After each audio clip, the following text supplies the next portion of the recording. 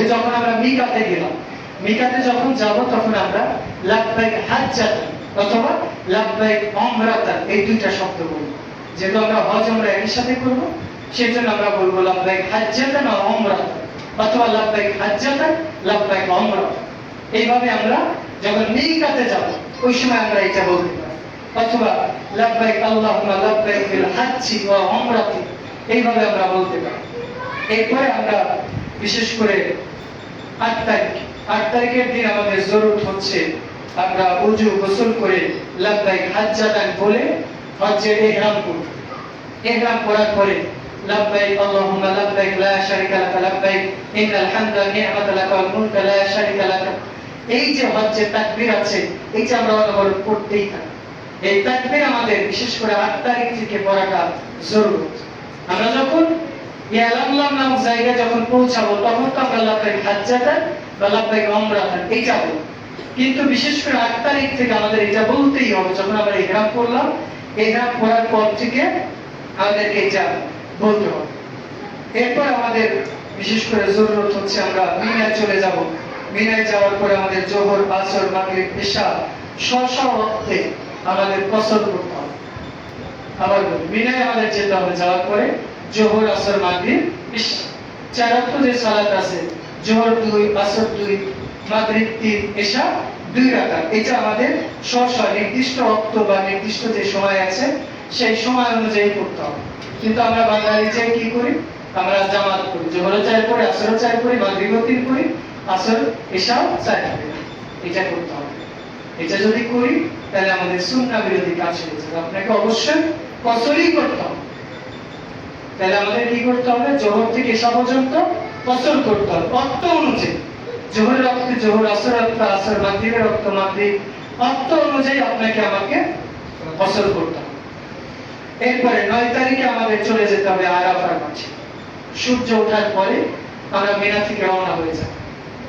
রওনা হয়েছে, বিশেষ করে এখন তো গাড়ি ঘোড়া আছে, খুব সহজেই আমরা সেখানে যেতে পারি।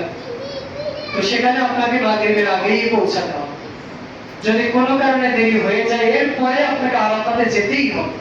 আরাফায় আপনাকে 1 ঘন্টা হলে অবস্থান করতেই হবে। যদি আরাফায় অবস্থান না করেন তাহলে হজ্জের যে ওয়াজিব এইটা কারণে আপনার হজটাই বাতিল হয়েছে।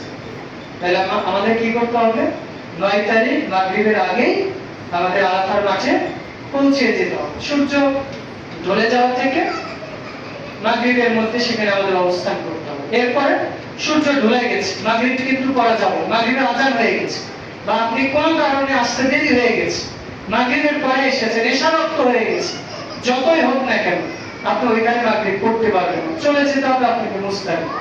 রাত যদি 3টাও বাজে, ফজর রক্তও যদি হয়ে যায়, ফজর আগের টাইমেও যদি আপনি মুজদালিফায় পৌঁছান, তাও আপনাকে মাগরিব ইশা একসাথে আপনাকে মুজদালিফাতেই করতে হবে।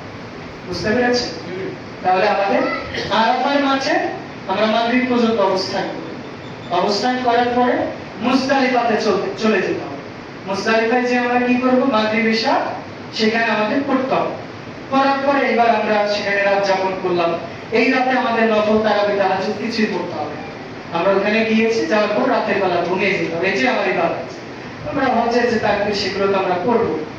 করার পরে 10 তারিখে আমাদের সূর্য ওঠার পরে বরজ আমরা যেখানে সেখানে আমাদেরকে পাথর নিক্ষেপ করতে হবে। পাথর নিক্ষেপ করার পরে আমরা কোরবানি করব। কোরবানিটা অবশ্যই যারা আমরা হাজি আছি নিজের হাতেই করা সুন্নাহ, নিজের হাতে করার সুন্নাহ। তবে আমরা যদি ওরকম পরিস্থিতি না পাই তাহলে যেহেতু তারা বিশ্বস্ত সৌদি আরবে যে কাফেলা আছে বা সরকারি ভাবে, তবে আমরা যেখানে জমা দিব, অনেক মুআল্লিম আছে আপনি টাকা জমা দিবেন ও নিজে খেয়ে দেবেন, অনেক আছে, এটা আমরা নিজেরা জানি, আমাদের কাছে অনেক অভিযোগ করে। এই জন্য যে হজ কাফেলার সাথে যান সেগুলো অথেন্টিক কিনা সেটা আপনারা যাচাই বাছাই করে যাবেন। আমাদের সহি আকীদা যদি আপনারা খুঁজে না পান তাহলে আমাদের পরিচিত অনেকে আছে, যে আমাদের ওখানে 2টা আছে, আমাদের পরিচিত অনেকে আছে, তাদের সাথে যোগাযোগ করে যেতে পারেন। 5 টাকা 5,000 10,000 বেশি খরচ করে, কিন্তু 10,000 টাকা বাঁচানোর জন্য এমন কাফেলার সাথে যাবেন না যে আপনি দিলেন কোরবানির টাকা 20,000 সে 10,000 জমা দিয়ে 10,000 নিজের পকেটে। বলতে খারাপ লাগে অনেকে আছে, কিন্তু না যদি বলি তাহলে অনেকে আপনারা এই ভুলটা করে ফেলেন।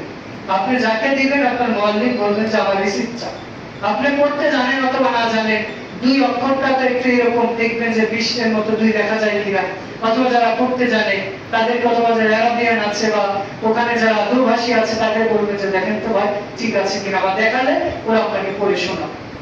আপনি হজ্জে যাচ্ছেন লাখ লাখ টাকা খরচ করে, কুরবানি হচ্ছে কিনা, সঠিক জায়গায় যাচ্ছে কিনা, এটা আপনাকে অবশ্যই দেখতে হবে।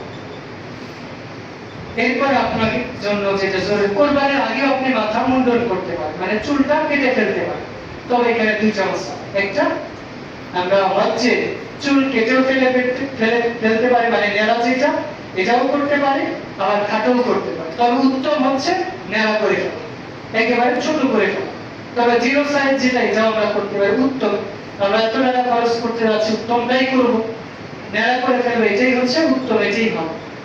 এরপরে আমরা এবার হালাল হয়ে গেলাম, যখন আমরা মাথাটা নেড়া করলাম হালাল হয়ে গেলাম, বলতে স্ত্রীর সাথে ফিজিক্যাল সম্পর্ক ছাড়া আমরা সবকিছু এবার আমাদের জন্য বৈধ হয়েছে। এরপরে আমাদেরকে বিশেষ করে তাওয়াফে ইফাদা এবং সাই করতে হবে। তারপরে আমাদেরকে 11, 12 এবং 13 এই 3 দিন আমাদের মিনায় অবস্থান করতে হবে। আবার বলছি 11, 12, 13 এই 3 দিন মিনায় আমাদের অবস্থান করতে হবে। বিশেষ করে 11 এবং 12 2 দিন অবস্থান করতেই হবে। যদি কারো খুব জরুরত থাকে সে পরের দিন অবস্থান, 13 তারিখ অবস্থান না করলেও। আর মহিলাদের যদি এর মধ্যে মেন্স শুরু হয়ে যায় তাহলে তাদেরকে অবস্থান না করলেও। তবে মহিলাদের যদি কাবাঘর সাই করার সময়, তাওয়াফ করার সময় মেন্স শুরু হয় তাহলে তারা হজ করতে পারে। হজের বাকি যে কাজ এগুলো করতে পারে, তারা পরের বছর আবার যদি সামর্থ্য থাকে হজ করবে। তবে মুসলিম ডাক্তারের পরামর্শ নিয়ে যদি কোনো মহিলা ধরেন আজকে যাচ্ছে আগামীকাল যাবে, 40 দিনের মধ্যে তো তার মেন্স হয়ে যেতে পারে, সে চাইলে তার স্বাভাবিক মেন্স যখন হয়, অথবা মুসলিম ডাক্তারের পরামর্শক্রমে কিছু ওষুধের মাধ্যমে সাময়িক সময়ের জন্য সে বন্ধ করে রাখতে পারে। কিছু কিছু মুহাদ্দিসের মত এটাই, কারণ সে এত টাকা খরচ করে গেল, যদি হজটাই না করতে পারে পরের বছর সে নাও যেতে পারে, নাও সামর্থ্য থাকতে পারে। আয়েশা রাদিয়াল্লাহু তাআলা কেঁদে ফেলেছে, আল্লাহ রাসূল আমি তো করতে পারবো না। তখন তিনি বলছেন যে কাবাঘর সাইয়ের সময় তুমি দূরে থাকো, বাকি কাজ করো, পরের বছর যদি তোমার সামর্থ্য থাকে পরের বছর তুমি কাজ করো। সুবহানাল্লাহ। এই জন্য মা বোনরা চেষ্টা করবেন, যদি ওষুধ খেলে সমস্যা হয় তাহলে আপনার খেতে হবে, যদি সমস্যা না হয় মুসলিম অথেন্টিক যারা ডাক্তার আছে তাদের পরামর্শ ক্রমেই আপনাকে করতে হবে। এরপরে বিদায় তাওয়াফ, যেটা এটা আমাকে আপনাকে করতে হবে, এটা কিন্তু জরুরি। আবার বলছি বিদায় তাওয়াফ যেটা, এটা আপনার জন্য চলবে। আপনি 12 তারিখ রাত যাপন করে আসেন অথবা 13 তারিখেই চলে আসেন, আপনাকে বিদায় তাওয়াফ যেটা এটা আপনাকে করতেই হবে। এটা কিন্তু